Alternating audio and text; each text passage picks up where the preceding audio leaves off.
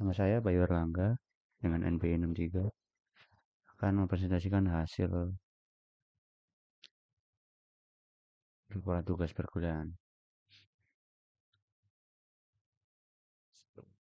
Di sini menganalisis kebutuhan konstruksi yang dibutuhkan,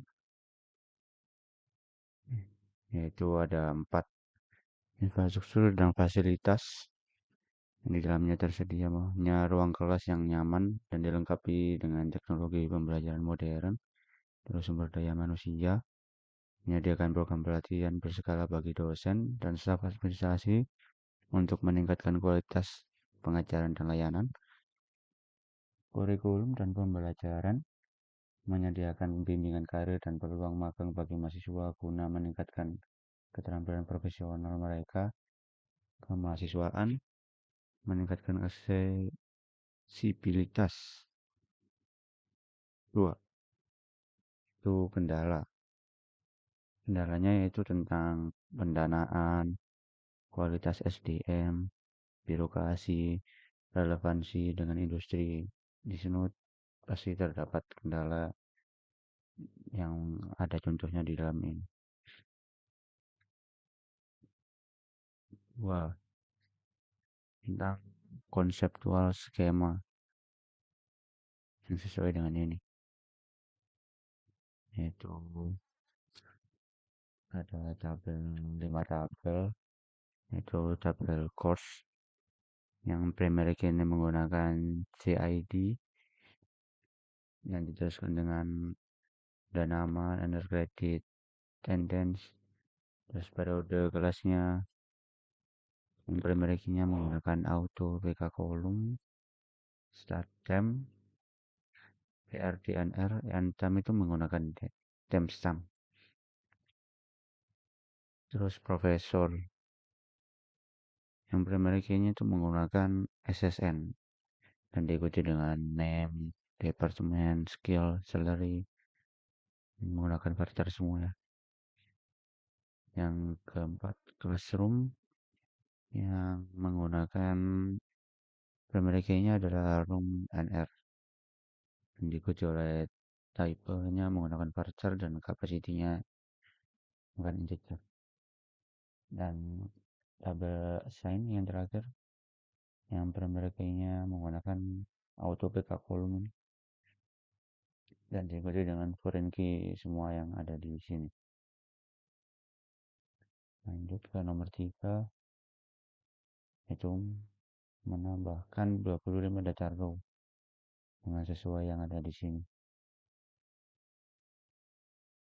Satu course ini adalah menambahkan 25 row.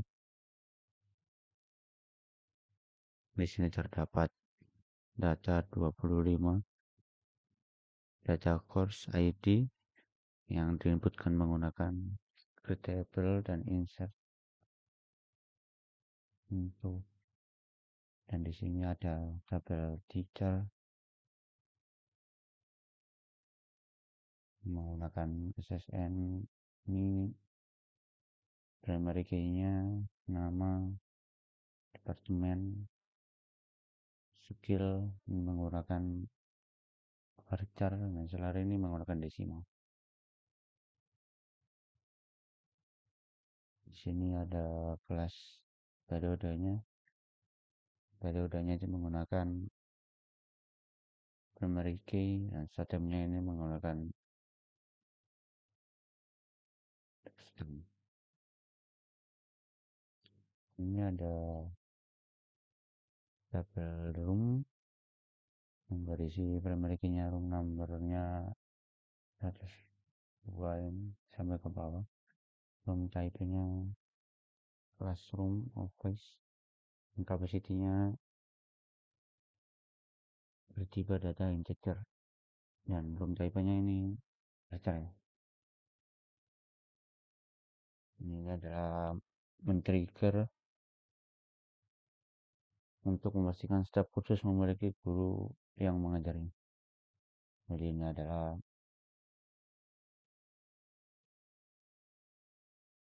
program untuk memastikan agar ada gurunya di dalam setiap kursus. Ini adalah hasilnya. Yang keempat, lakukan analisis kebutuhan desain. Ada melakukan analisis yang harus dimiliki, itu pertama ya, course ID, course name, teacher, terus fee, credit. Yang kedua, teacher, SSN, teacher name, departemen, skill.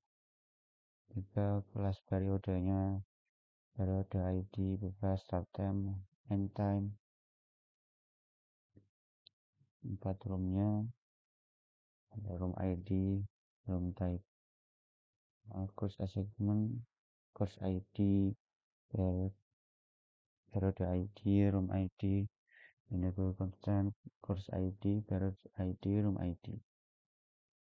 Nah, sebaiknya dimiliki departemen ID, departemen name, studentnya, student ID, student name, major.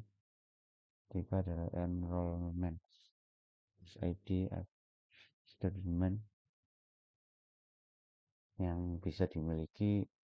Satu, salary, teacher ID, yearly salary.